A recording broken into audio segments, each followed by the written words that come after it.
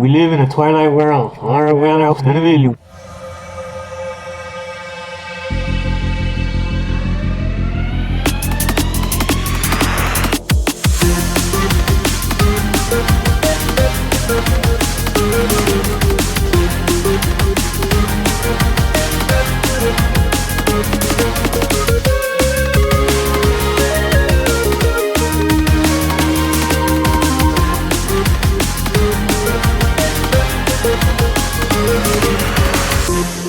Welcome, everybody, to another episode of the Popcorn Watchlist podcast, where we discuss and celebrate our favorites in TV and film. I am your host, Xavier, and joined with me on our weekly recap and recommendation list are the usual suspects. Go ahead and say hi, Danny. What's up? Zach over here on the other end. Hello. And Anthony. Say what's up. What's up? There we go. If you've been following our weekly recommendations, you'll know that last week, Danny came up with a pretty fun and a little, I wouldn't say out of left field, but a little different from the themes of what we were going through with our previous movie recommendations, and kind of brought a really good mind bender for us in Christopher Nolan's film, sci-fi spy thriller action flick in Tenet. And, he's working on releasing Oppenheimer later this year in July of 2023. But Tenet was his film that he released just at the, latter half of 2020, as he was really fighting for movie plexes, theaters, and cinemas to stay open. And this was sort of like the rallying cry. There was supposed to be the rallying cry of, hey, you got to watch this in the theaters, and go ahead. Getting people back to the theater. And go ahead and watch it. So, Danny, talk to us. Why'd you pick Tenet? Dude, this movie was just bonkers.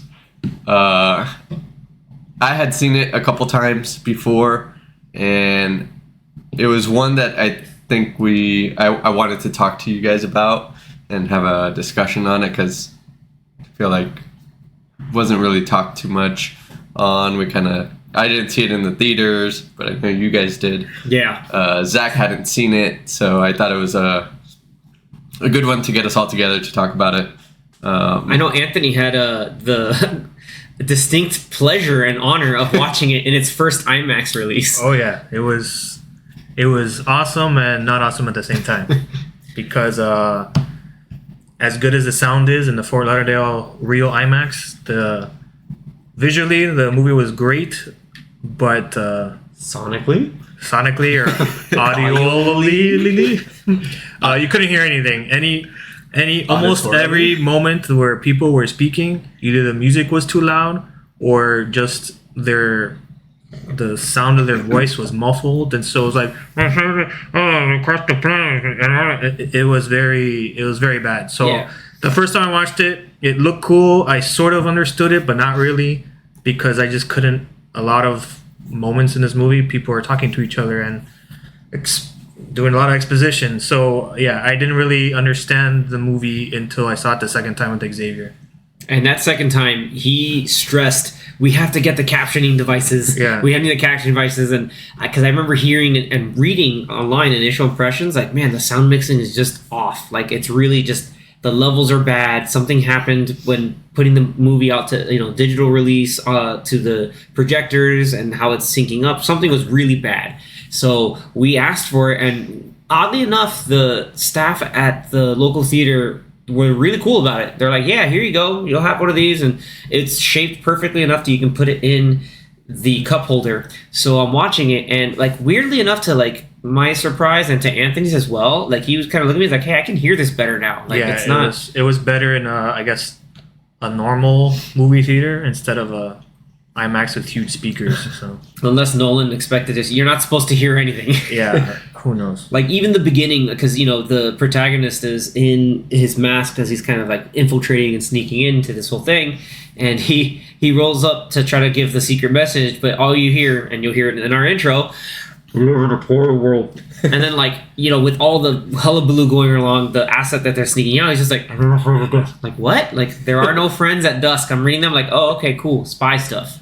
But I feel kind of terrible for Anthony, because, this was the one exception where we always say, dude, you gotta go watch this in IMAX. I've seen it in IMAX, and we go and watch it because Nolan is known for taking that medium and really making the most out of it. And then we're just like, how did this pass quality control? I mean, it was still beautiful to watch. He had a lot of moments that were filmed with a actual IMAX camera, so that's why you go to that theater, so that whenever those moments come up, it fills up the whole screen. And pretty much any scenic shot, which there were a lot in this movie, because they went to a lot of different locations. It's a spy movie, and yeah, all the globetrotting. big action sequences were all shot in IMAX. So yeah, maybe like an hour or more of this movie was the full screen. So it looked beautiful. It was just I couldn't hear anything. Well, thankfully, at least the music was cool. I heard the music. It was really loud, but I just couldn't hear anybody talk. Oh, we'll be getting to shining praises for Ludwig Göransson in a little bit, but like even just that opening sequence, like out of all of us, Zach is the only one who had never seen it. So like that whole opening sequence, and that how Nolan shoots action movies and uses like almost everything as a practical effect. Well, how did that whole opening sequence up until like the train yard part like set the tone for you? Well, because before recording this, Danny had mentioned how they had released that the first few minutes, 10 minutes as like an IMAX like a preview. And I remember seeing it. I think it was probably Star Wars. So, but the thing is that back then, when Episode that came 9, out, you mean? Yeah, Probably by Skywalker. Episode 9, yeah. Because when that came out, seeing that I didn't have an idea of what the movie was like because it didn't really give much away as to what it would be about if you didn't like know about the movie already. But it was before episode 9. Cool. Yeah, because I did see that in IMAX, which is why I'm remembering it kind of vividly. Hello there. But the Perfect timing. I feel like unless you're paying it, because nothing in that opening sequence would have given away like the whole time. Not time travel, but like forward reverse kind of. I mean, the only thing would be on. the bullet that you see it go in reverse. And that's it. It gave you like a little taste of what was to come. When the protagonist gets saved by someone else. And he's like, dude, what the heck is that? And because he just saw like something weirdly happening, but hey, I'm safe. Now I got to go continue. Oh, that's right, because the bullet. It went in reverse. Okay, that's right. I didn't remember. Yep. Right, I don't remember like that little detail of the bullet. But I think it was just that little piece. Yeah, that's like the only thing that really tells you that some weird stuff's gonna happen. Shenanigans are afoot, and boy, are there a lot of them. But it was really cool opening scene for a movie because Christopher Nolan does great action, so that's a great part, or that's a great scene to start off with.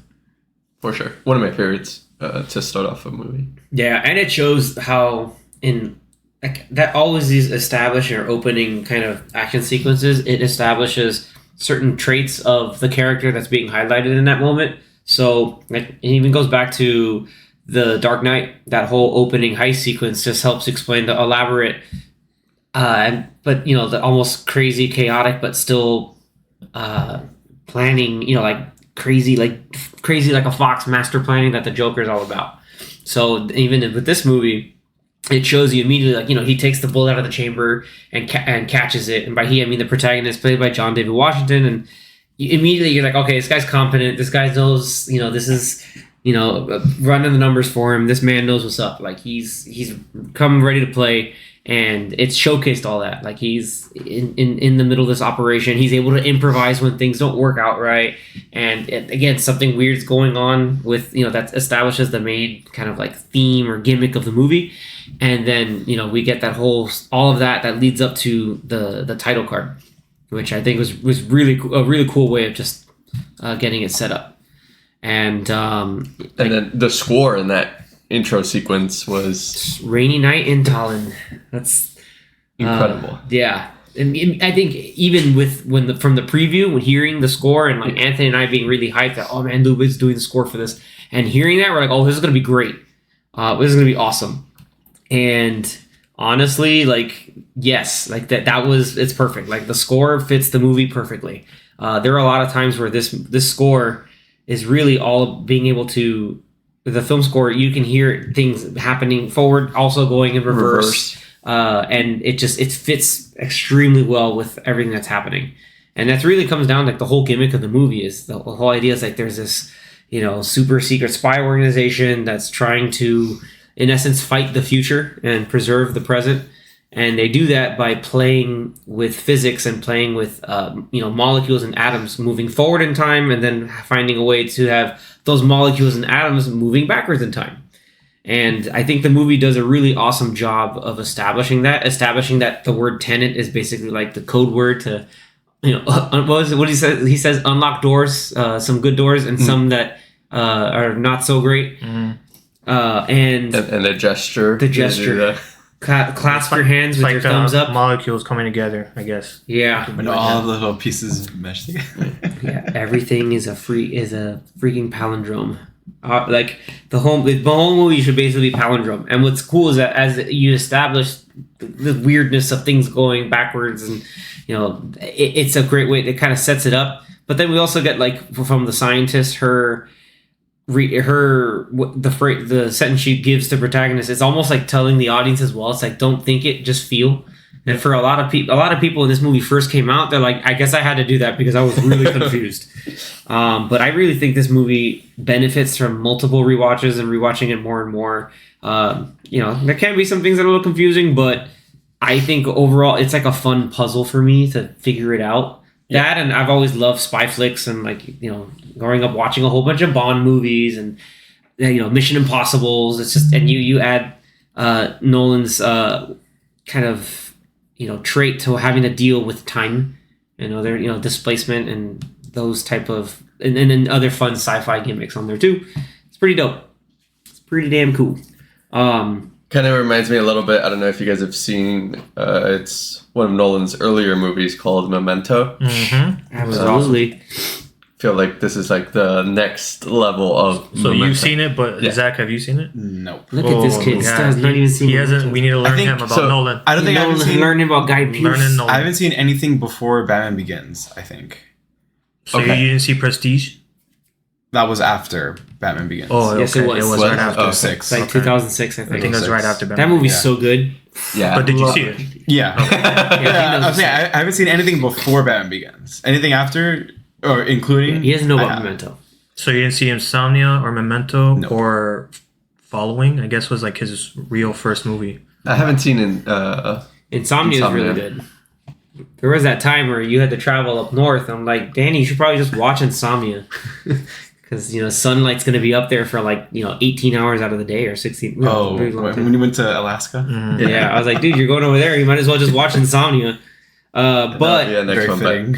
I mean, so we talked about the main gimmick of the movie is they're trying to stop this, Russian oligarch from basically it's a save the world kind of plot with this algorithm MacGuffin that deals with reversing everything backwards in time. So I think the whole thing, and then as Nolan loves to do all this stuff practical, is that you have shots that are shot forward and then shots that are being done completely in reverse.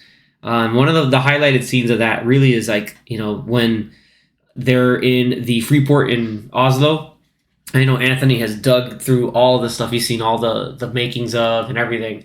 Like, if you can summarize some of the things that went through, the idea of how they had to film that scene forwards while basically one actor has to act forwards while one is going in reverse, and then they have to shoot that scene almost the opposite way, where one guy is going forwards and the backwards. So then basically two actors are learning the same choreography backwards and forwards. Yeah, something along those lines. And you probably just recently watched it. I watched that maybe 2 years ago, whenever that movie came out. It was pretty much John David Washington and I think a double or stuntman practicing over and over again, the choreography going forward and also backwards. And it was pretty crazy. I don't remember how long they said that they had to do this for, but it was a lot of the time was them just learning how to make their movements look like they were moving backwards. I think they succeeded. Yeah, and then there was a lot of wire work. So the wire work had to also be pull them in a backwards fashion or a forward motion to give it that weird reverse feeling. So it's just all around the stunt team and the choreographer just went ham with whatever studying they had to do to figure out how to make people look like they were going backwards. I can't even imagine good. the planning and like trial and error that they had to do to make it look fluid enough. Yeah, imagine all the test footage you have to go into that and then see like, okay, does that look good? Okay, now we have to put that in the backdrop of like a set. Luckily, it's like a narrowish hallway where you can kind of obscure some things, but with like the wires and whatnot. But even so, like watching that for the first time, it was like mind bending. Like I remember that the scene that they use a lot of the wires for, like when the room's turning around in Inception, like this, I felt like was like the next level of just like you're moving people around like this while keeping. I don't think they used wires in Inception. Like they practiced 2 weeks with moving themselves in that whole. They made a whole set of a cylinder moving around. Yeah. So I don't think there were wires. They just had to practice walking around. Because there's a part where I almost.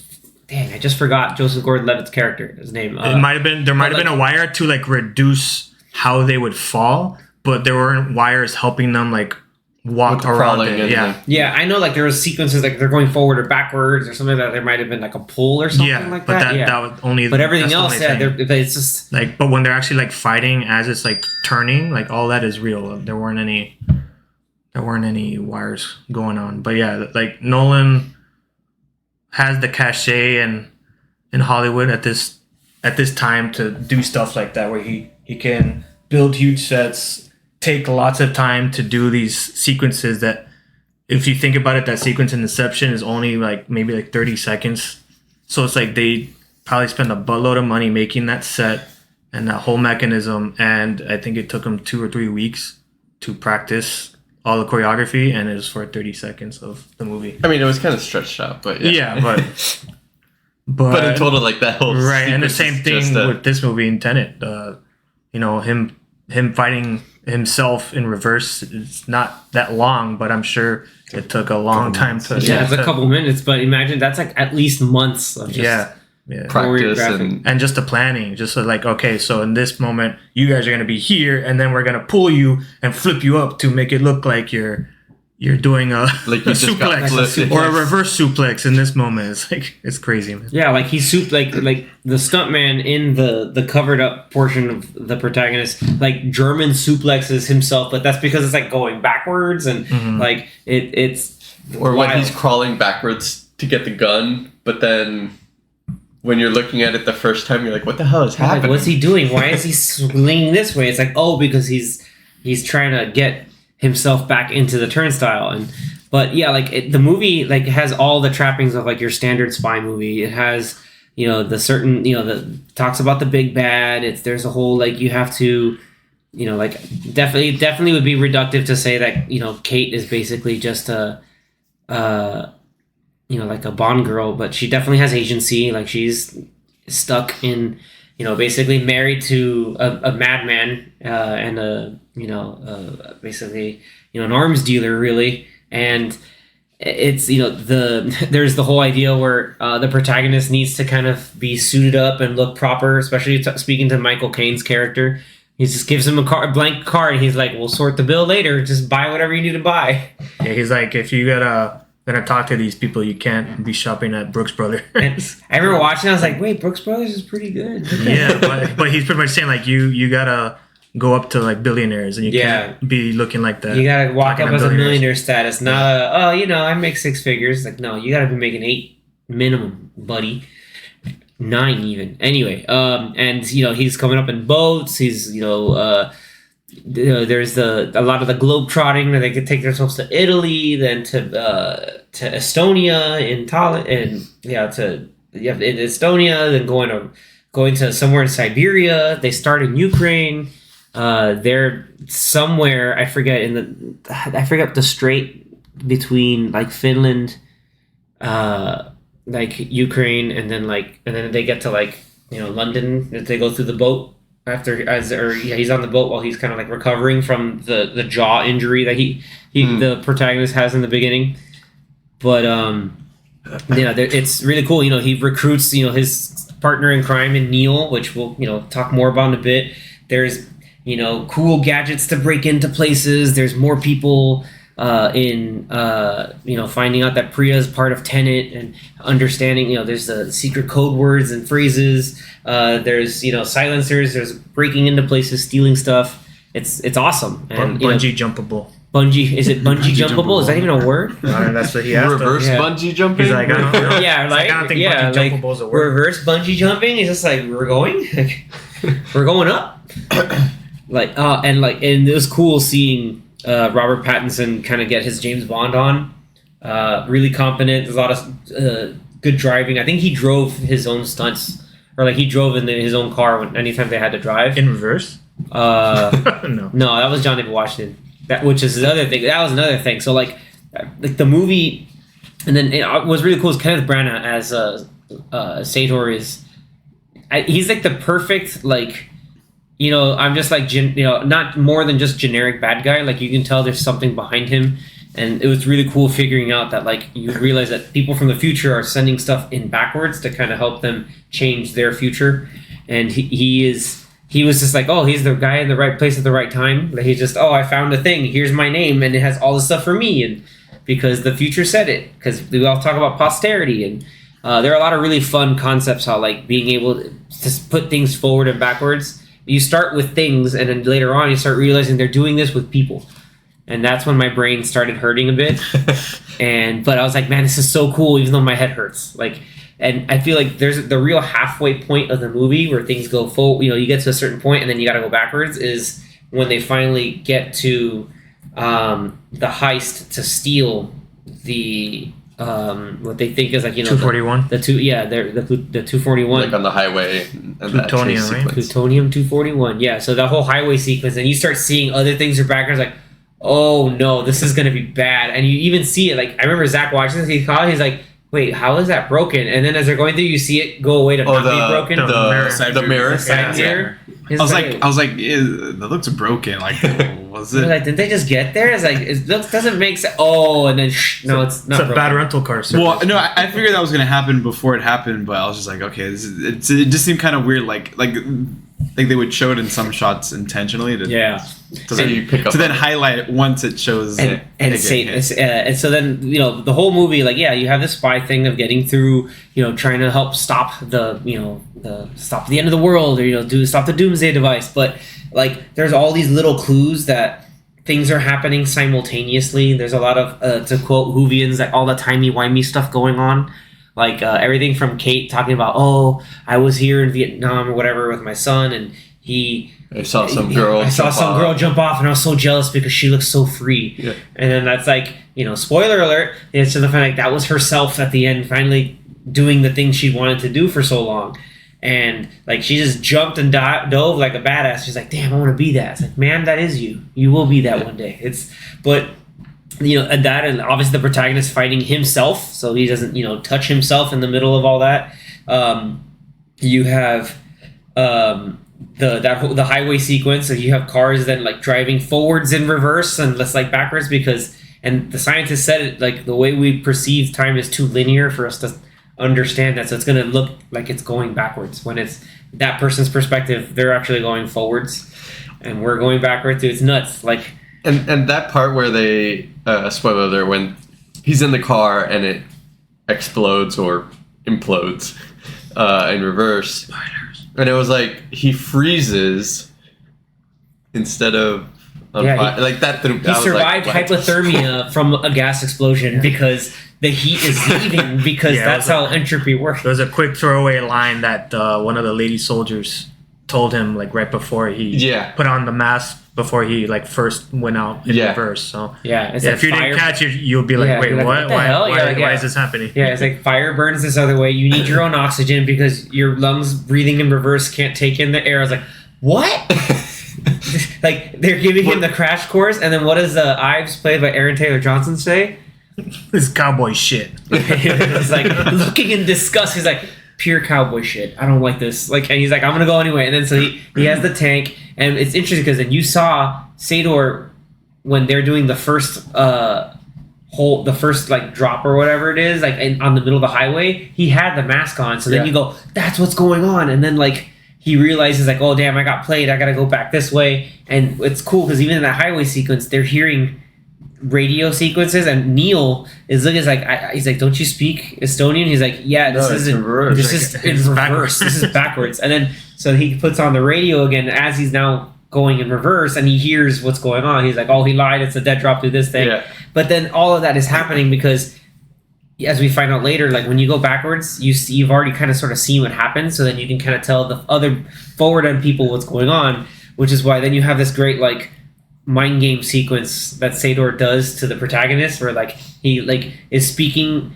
incomplete just to get him to say the thing, to say what he needs to get out of him to go find the 241. Dude, it's nuts. That was nuts when you hear the conversation. Yeah. When he goes in through the other side, and then you hear the conversation play out. You're like, what? Yeah, that was the point of the movie where you're just like, oh my god, my head hurts. Like, yeah, you're like, is oh happening? my Like, god! And the thing is, What do you mean, guys? I totally get it. You see the blue, you see the blue and red lights, and then you see sihT on the other side, like speaking backwards. And then I guess where they're at, the building they're in, has speakers that like puts it back in Amplify it, normal. yeah. Like instead of being in reverse, then it makes it sound like he's speaking normally. normal. Like it's just all like, like, Jesus. I had the master plan, buddy. You fell into my trap card. Like it's done. So he realizes like, damn, like I actually like messed this up. But he did it just to save, Kate. And shout out. It was really cool. Shout out to Elizabeth Debicki, and also shout out to Christopher Nolan, because John David Washington is shorter than Elizabeth Debicki, and She's very tall. Yeah, she's very tall, statuesque, beautiful woman. Also a great actress, and so like they don't hide the fact that like she's taller than him. So I kind of respect that, like they're, because it's like, hey, like there's a thing going on, and I'm the guy for the job no matter what. Like I didn't have to be fit all the bill. It's just, I don't know. And I think it was a great showcase overall for John David Washington in general.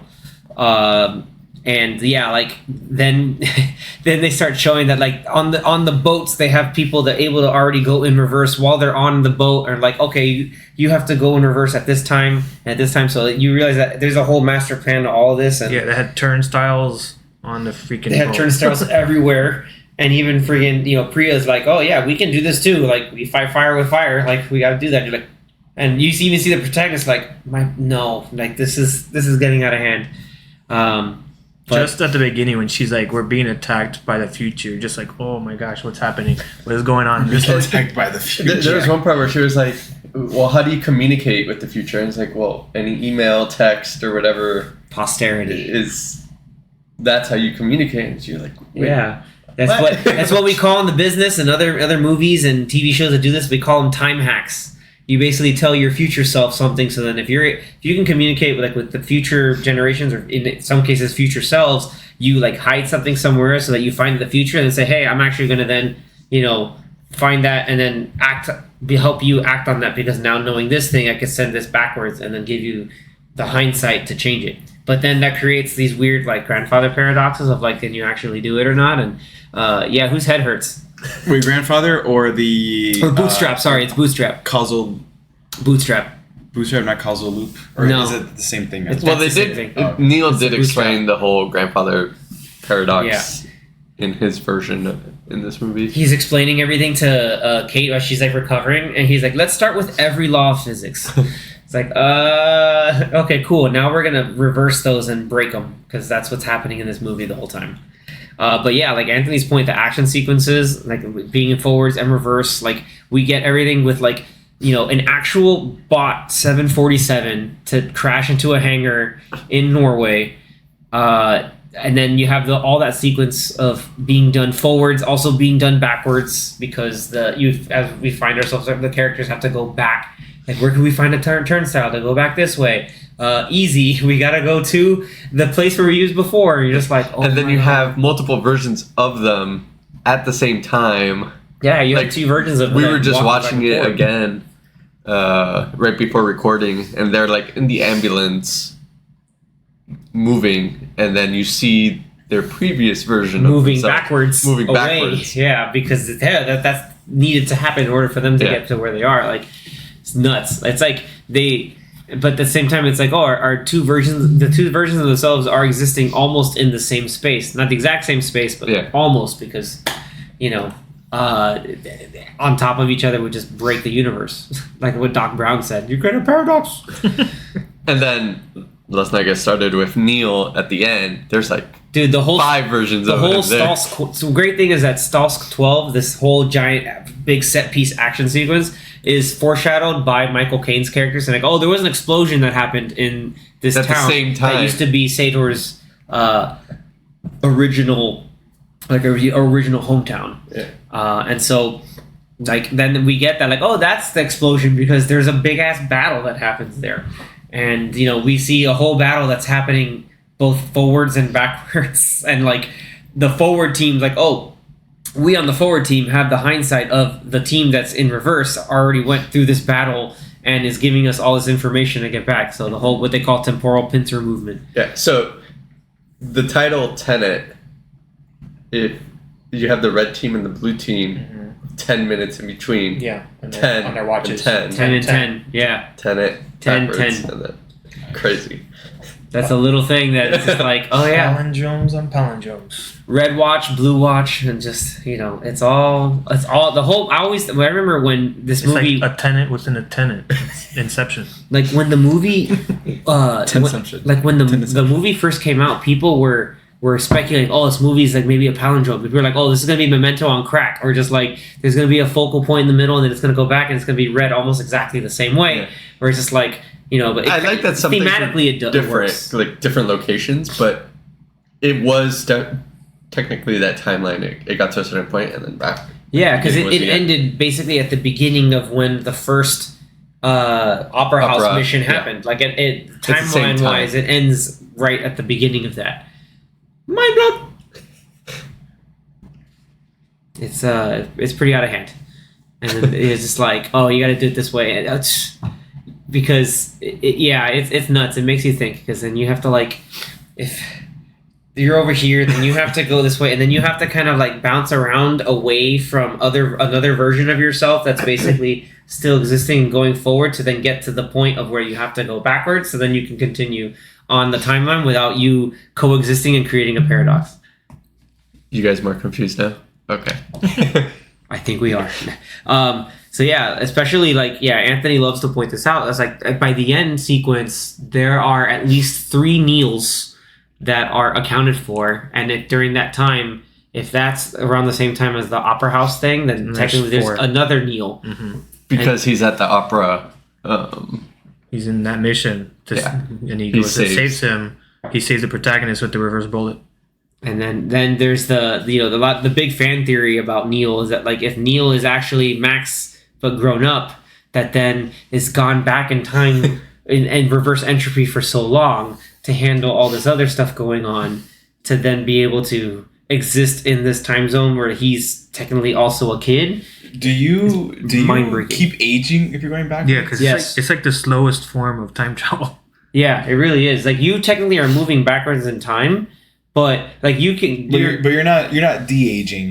You're still aging You're still forward. aging, yeah, because your molecules are still and atoms are still moving, and obviously cells just the world reproduce and around break down. you The is- world around you is in reverse, but you're Okay. still moving forward. Okay. So like, Makes more sense. yeah, like so you could technically, because if you're going back and forth for this, if you accumulate a year, you could stop at like the same place you started, but still be a year older. Yeah, that makes sense. Nutty. So yeah, and So I wonder when Neo actually started the mission, how old he was. that is the yeah. speculation. Because if in this movie, let's say he's like 30 something. Sure. He didn't say like in the future that him He and, gets and recruited, protagonist- right. So protagonist let's just is say he's 35 in this movie, but when we see him. So does that mean he was like 25 when he actually started, and he like went back 10 years, or he actually started earlier and it was only Yeah. like a He'd have to have continuously like gone backwards and still be doing stuff while it's like he'd have to be constantly go all the way back, like continuously to then age up while Right. going backwards. because if that theory is true in this movie, the kid Max is what, like 10? Yeah. So if he doesn't get recruited and start doing stuff till like 20, and then by 25, like, hey, you gotta Go back. go back 15 years, and do all of this stuff. So that means from 20 to 35, he becomes 35 as we see him. But yeah, and then it asks questions like, how does he get? That's pretty nuts. How does he get that old, and how does he still go backwards that far back to then interact with a young and fresh protagonist who hasn't founded Tenet yet? Which also, towards the end, he does say like, "Oh, this is the end of the line for me, but for you, this is like the start of our of a beautiful friendship." It's like the end of a beautiful friendship. I remember watching the movie. I was like, "Oh man!" Like that tug at me for the heartstrings. I was just like, "Damn!" But like, and like Neil was understood that like he accepts his fate. I guess it was weird like seeing Pride. He's like, "Man, I got to do a lot, and I got to stop all this from happening, and I get to see the end of this thing while he can start it off." I don't know. It was like weirdly heartwarming for me. Like it was really cool. It was a cool ending. Yeah, for sure. And then I loved the late introduction of Ives, where he's just like, "We gotta kill each other if we see each other, but I'm not gonna go looking for you." He's like, give us a head start. Yeah, give everybody a head start. If I see you, you're dead. Like, it's I'm gonna come find you, but I didn't say how long it would take for me to find you. But the protagonist hired both of them, no? In the end, yeah. Because his future self hired both of them. Correct. Yeah. So he planned it out. I watched a couple of YouTube videos and theories. So here he goes. And so there's one theory that Ives might be Michael Caine's character. That would be another mind blow. Yeah. It's like what? I'd be thinking too much because apparently also he has like the same accent that Michael Caine has. And so now Zach, his head just blew up. Yeah, I wish we had camera on this episode. I'm trying to think of like, okay, so is the young version the current version, or is the old version the current version? So for him to be Michael Caine that old in that moment in time, he would have had to after they finished the mission at the end of this movie, he would have had to gone in reverse. I don't know how many years, and then maybe like 5 or 10 years, like 10 years, and then 10 years back, because at that point he would have been I don't know how old Michael Caine is, or maybe 70 just or 80. Continuously like every so well, often. no, because Michael Caine when John David Washington visits him, he's Michael Caine. He's 80 years old or whatever. He's a sir, like right. So it means like up to that point, that character has done a lot of stuff, and he's of high stature, and apparently knows all this information about the bad guy of this movie and where he was at that moment. So that's why it's like, how does he know all this information about sihT unless he was there at that mission? Homie, suppression is our business. Exactly. Yeah. But that's another thing. So it's like it's weird. It's like for that to work, he would have to go in reverse a lot of years. Yeah. Just to come back at that moment of time to get and avoid yourself. Right. Well, I feel like that could be easy. Yeah, avoiding yourself. But then he has to get into that similar line of work so that at that point in time he could help the protagonist to let him know this is what you have to do. To get to sihT. But to start going back forward in time, the machine would have had to have existed at that point in time. Who says it didn't? Forward. Who says it hasn't existed since the 80s? Because the tech went that far back. They built them in boats. They built them in free ports. Yeah, so he could have. Well, I'm saying because like they don't really establish when those turnstiles, whatever. And we don't need to. That's what my thing is. That's why. So like a lot of those theories, like if you probably think about it too much, it probably doesn't work just because of all of those intricacies. You're like, and that's what makes your head hurt. You're like, oh man, this is. You're like, oh, you have to think about all these little things that, the problems that would occur that they created with the script. So then with the script, but then also again, because the rule is usually when you add time travel into stuff, you always end up writing yourself into like plot holes and walls and stuff, and so the more you think about it, may it lose a little bit of the nice gloss and veneer that the movie has. But I think it's even with that. Despite that, I think I still find it really enjoyable, and there's even fun little like Easter eggs to stuff going on. So I think the main thing why it's called, why it's called Tenet, I think is because originally correct me if I'm wrong, Anthony, but there was an artifact that was found in Pompeii, and it's called the sihT Square. Yes. And so the sihT Square is basically like it's a whole like palindrome, like upon a palindrome on a palindrome. It's like opera. sihT, rehpo, Tenet, opera, and rotas. And so if we know that, and they're all like left to right, and then it's basically like the words are rearranged in the square. So like the S in sihT is also written down. Yeah. A rehpo is also down a rehpo. Tenet is down to left to right and top down. Opera, rotas, since you rotas. are only listening to it and can't visualize it, if you're interested at all, just Google sihT square, and then you'll just see a bunch of words and things that are in this movie that are in this square. You're like, oh my gosh, right? Like, what are they doing? sihT is the name of the villain of the movie. A rehpo is the artist that Kate was close to because she was an art appraiser, and that guy made a fake that she didn't know of until it was too late, and that was really like the blackmail that she has to stay in her marriage, her terrible, abusive and neglectful marriage.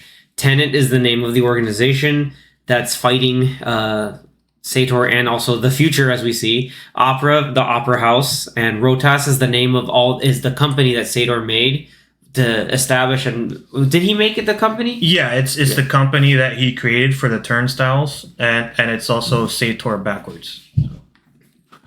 Exactly. And then the word Tenet appears up and down and left and right in the middle of the square.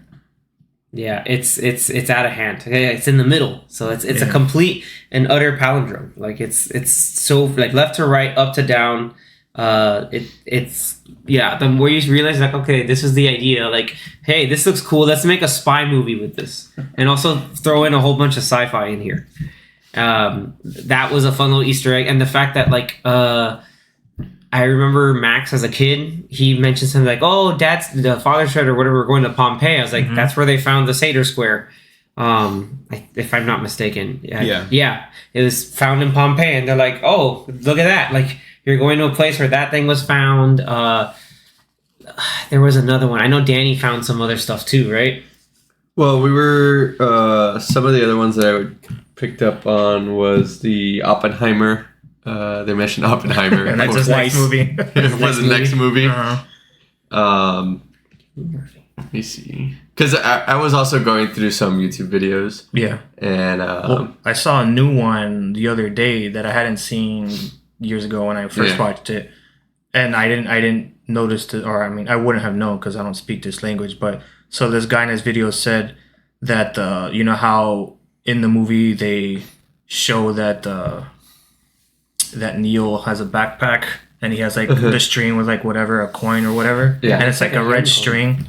Yeah. So apparently in German, the term for, or like how you say red string is roter Faden.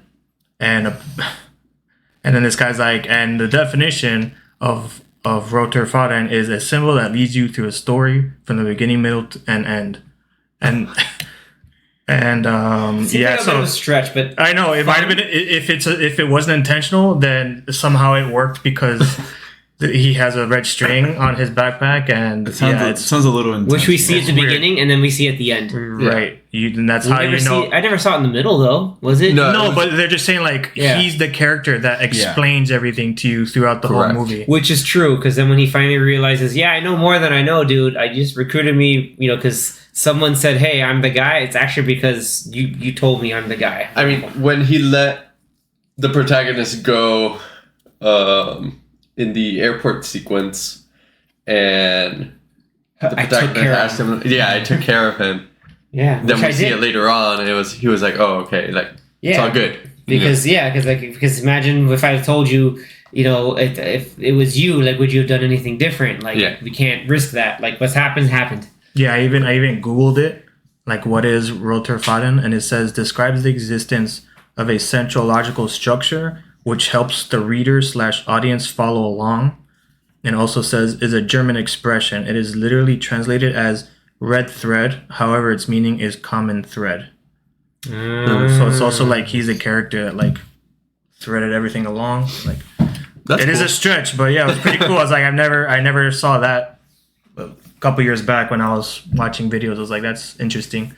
It may not have been intentional, but I wouldn't be surprised if it was. There's just so many things. It was intentional, so many things in this movie. There's a whole lot. It's a Nolan. I feel like it probably was intentional. It probably was. He's just like, I'm going to throw all this in here. If you see it, great. If you don't, watch it again, which is why like I get like as cool again, like I don't know, like the movie, at least for me, like it just clicks all like me as a viewer personally, like yeah, it has flaws, but it checks off a lot of the buttons that I like in movies like this. Like it's it rewards you for paying attention. Makes you think. It's great action sequences. It's shot really well. Yeah, like Danny said, it makes you think. It was like I remember watching it. It was just like, man, like this is cool, and like to be able to organize it and put it up in the way it was, like it's still like a marvel in and of itself. And I think as time will continues to go forward, and then backwards, and then looking backwards on this movie particularly, I think people will realize that, man, Tenet was better. It's better the more you look at it and see it, and you really go through beyond just the surface. Right, and it kind of sucks because this movie came out in 2020 during the pandemic, and I think it even got delayed a few times, and then at one point they just said we're just going to release it in September when movie theaters started to open back up, at least here in the States. And then so it came out, I believe, September of 2020. I think it was supposed to come out originally July. And then as different states were lifting certain restrictions, they're like maybe it'll come out in a month, and then they kept delaying it, and they just said September, screw it, no matter what. They strongly wanted to put it on HBO Max like they were doing with other movies. Yeah, and Nolan was like, no, my movie has to be in the theaters, which he's right. I mean, this movie is a spectacle. Yeah, I agree. But it just sucks because definitely when I saw it in both in the Fort Lauderdale IMAX and with Xavier, we saw it at Sunset Place, right? Yep, AMC. So when we saw it at Sunset Place, I think there were 5 people in the whole building.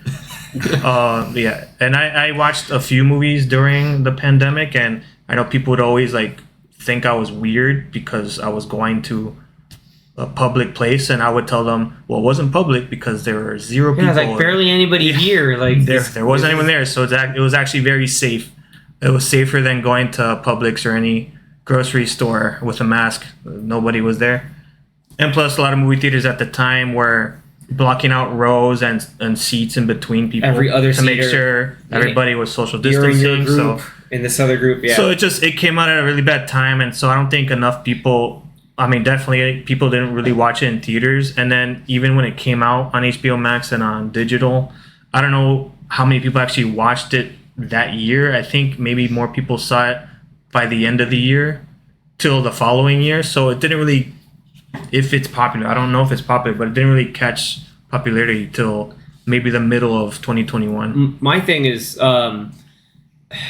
a lot of times with a movie like this, especially if you're like, oh, I'm just going to watch it on streaming, like, are you really going to watch it? You're at home. You probably have your phone next to you. Most people were kind of forced, well, not forced, but they decided to watch it at home because everybody was saying stay at home. Yeah. And so, I mean, it just came out at a bad time. My thing,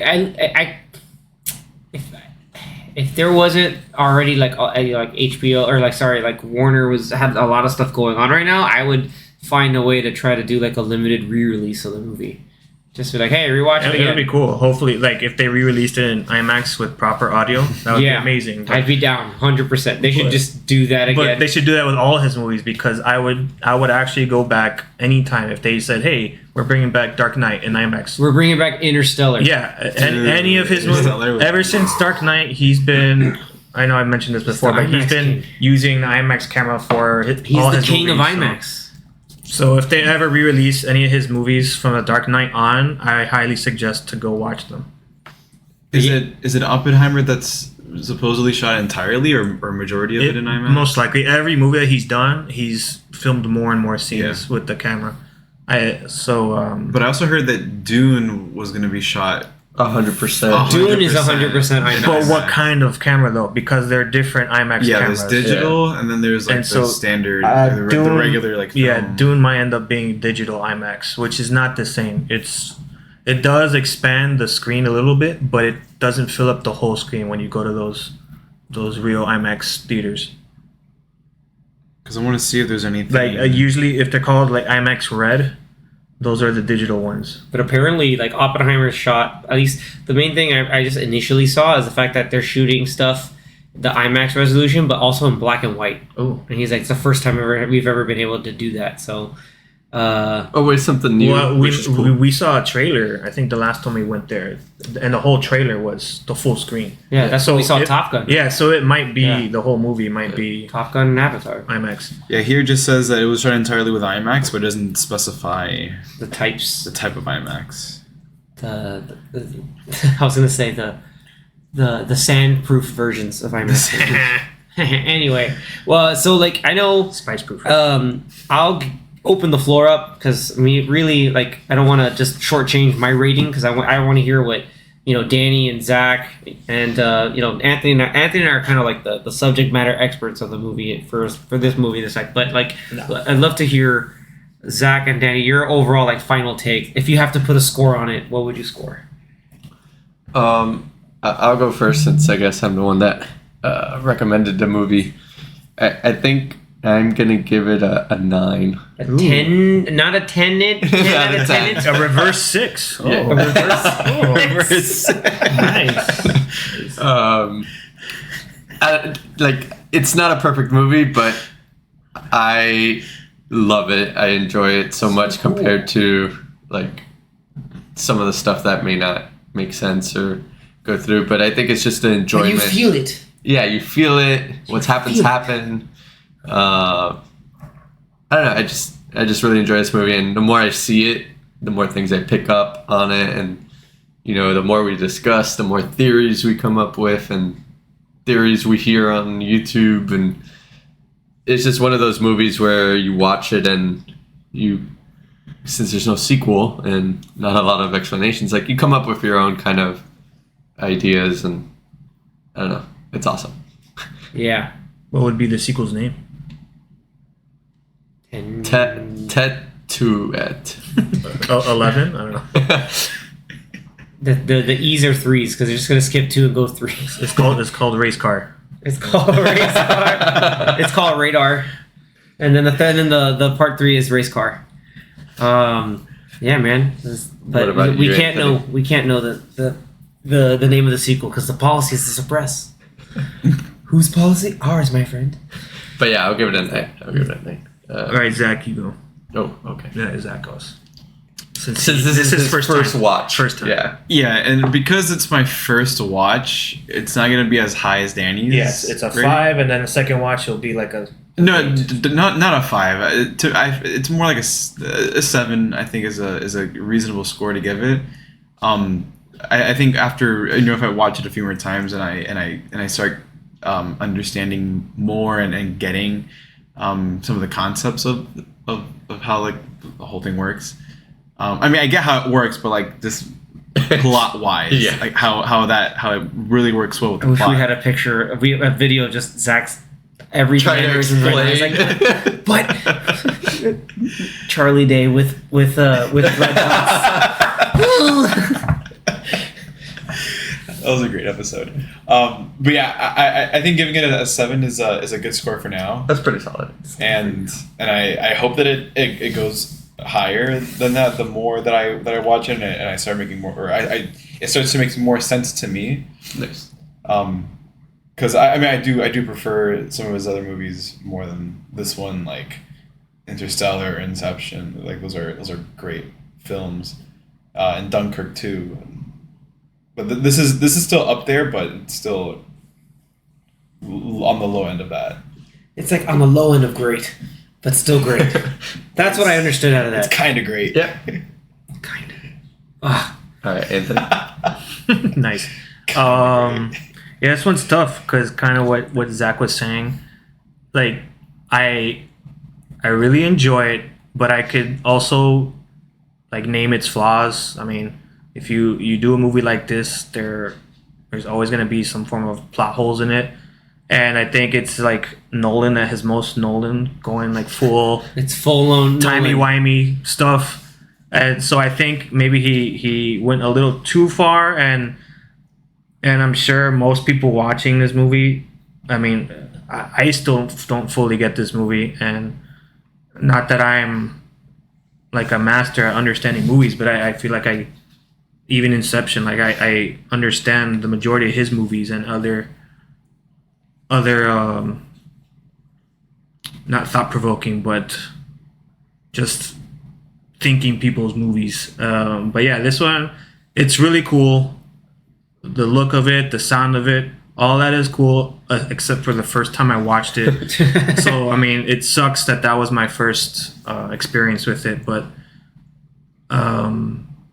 yeah, it's also weird because since Nolan has such a good track record, I can say like, yeah, this is a damn good movie. I enjoyed it a lot, but then I start thinking like, oh, but then there's Dark Knight, there's Inception, there's Interstellar, there's this and that, and so like, Prestige. yeah. So then like you go down the list, you're like, oh, so yeah, I like this movie a lot, but it's probably his 6th best movie or something like that. So it's weird, and I just it's hard for me to put a number on it.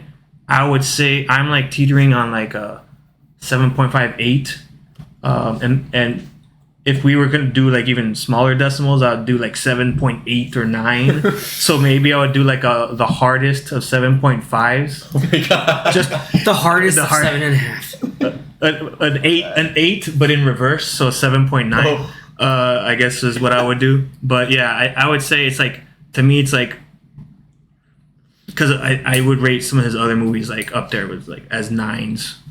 So this one to me is just like a little bit a notch below. So very strong 7.5, slightly reversed 8.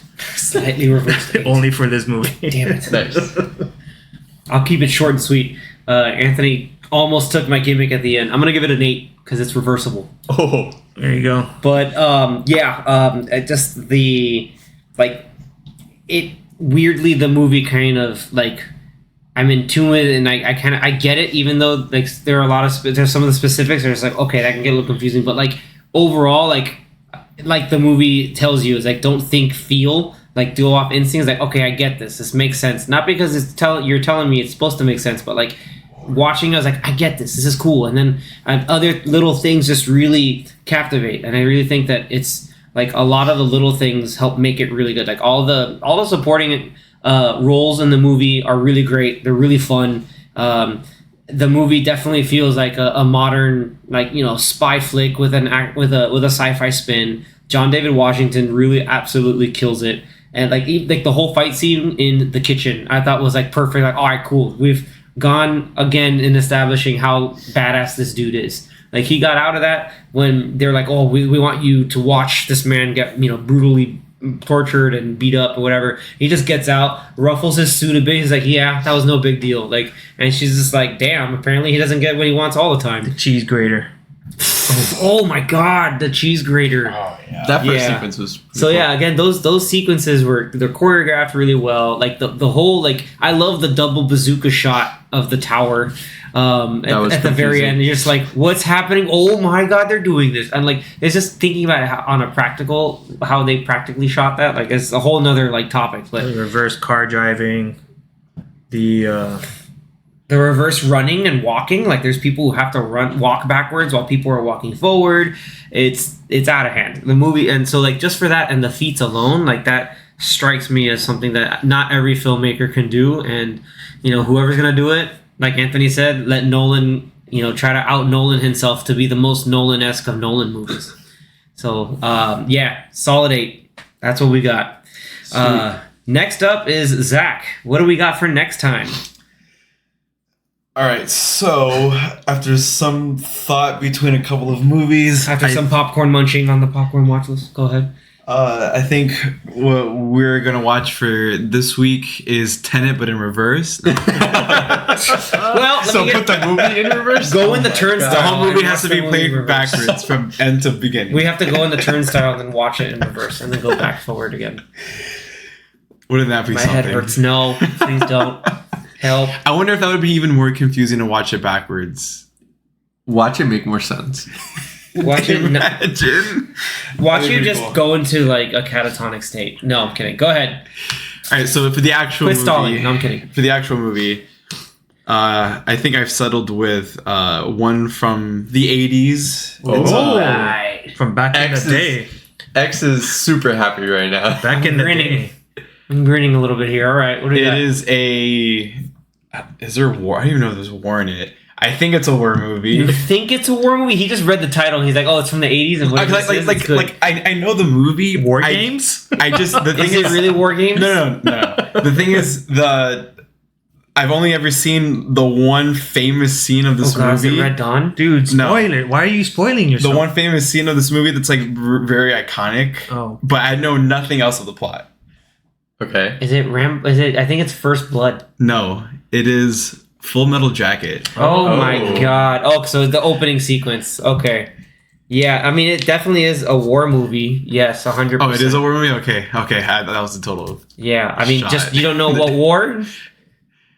I mean, the movie came out in 87, but does it take place in 87? Absolutely does not. Okay, so I'm gonna guess Vietnam or Korean. Probably Vietnam. Pretty sure it's Vietnam. Not pretty sure. 100% positive it's Vietnam. It is okay. Yeah, you love you some Richard. I'm German now. Richard Wagner. What You like some Wagner? He did the music? What? Okay, I don't even know what scene you're talking about. Are you talking about? Oh no, I'm sure about like the Which okay. with Arlie. Oh, that's not the most famous scene in that movie. Get out of here. Come on, you're telling me that whole There are smells like napalm in the morning, and you don't know what I'm talking about. All right, guys. So I've heard that line, but yeah, because you played StarCraft. Like only steers and queers come from Texas. There you go. Yeah, but dude, that's an iconic scene. But the opening sequence of that movie. Or am I wait, never mind. Is that Apocalypse Now? I lied. It's Apocalypse Now. With the napalm? The napalm one. Yeah, I think Apocalypse Now is the napalm one. All right. Well, anyway, So, yes, Full Metal Jacket's really good. Yeah. Yeah, but I haven't seen it. It's been a very long time though. Okay. I haven't seen Full Metal Jacket's on HBO Max, Ooh, nice. which I'm glad it's on a subscription service. Is and not something Tenet you have on to HBO rent. Max? It is, Yes, but it it's is. going to be gone by the end of the month. No. So it's not even in 4K. Will it be, don't even will it bother. be back in October for the 10th month? Terrible. Not sure. Terrible. Terrible. Oh my God. But yeah, so So yeah, I retract that. Yeah, Nice. I love the smell of napalm in the morning. Is definitely Apocalypse Now. That should also be on your radar. That's a weird It one. should. I wonder if it is. Oh man, get ready for some weirdness. But anyway, Full Metal Jacket is another type of weird, type of like, hey, war sucks kind of movie. So get ready for that one. So it might be a bit of a bummer episode, but also, And it has Vincent Into it. D'Onofrio, yes, it does. which is interesting. It has a head shaven Vincent D'Onofrio. directed by Stanley Kubrick. Mm-hmm. Yep. Well, what else like big has he done? I feel like he's done something recently. Stanley Recently, Kubrick or he Vincent passed away. D'Onofrio? He passed away. Recently, like obviously, like before he died. I forgot. I think Eyes Wide Shut was his last movie. That was his last movie with Tom Cruise. Tom Cruise and Nicole Kidman. 2001: A Space Odyssey, The Shining. Dude, The Oh. Shining. Okay, it was okay. Shining is it was. You mean The Shinin? Don't want to get sued? No, that's an old Simpsons joke. But yeah, like 2001, A Clockwork Orange, Full Metal Jacket, The Dr. Space Landing. Strangelove? the actual space, Doctor Strangelove, or If you believe never the theory mind. How I Learned to that Stop he Worrying filmed- About the Doctor- Bomb. he filmed the Doctor Space Landing. Strangelove is one of the ones Spartacus. that I was thinking of too. Yeah, Man, Spartacus, that's a good one. Spartacus is a very good one. That had that one, it's a classic. Kirk Douglas, Michael Douglas' dad. Man, Kirk Douglas, he was really good in that. Anyway, so yeah, I'm excited to rewatch that. That's gonna be. I have to remember to prepare myself mentally for that because this is a heavy movie. I'm just warning you. It It's a good gets one. pretty We're going heavy. through all these different genres and Yeah, man. Almost on a whim, but hey, if you're listening and you've seen the movie and you catch this episode, please reach out. Share what your thoughts are. Share what Zach's getting himself into by watching Full Metal Jacket. We do this every time we release a new episode. We encourage you to talk to us speak to us on social media. We've got Twitter and Instagram, Popcorn Watchlist. If you're listening and haven't given us a follow, please give us a like and subscribe. We also have these up on YouTube with the occasional monthly video episodes for some of the bigger topics. So we are back there in the studio every once in a while. With that, stay tuned till next time. And thus, we've discussed and celebrated our favorites in TV and film because this is the Popcorn Watchlist podcast.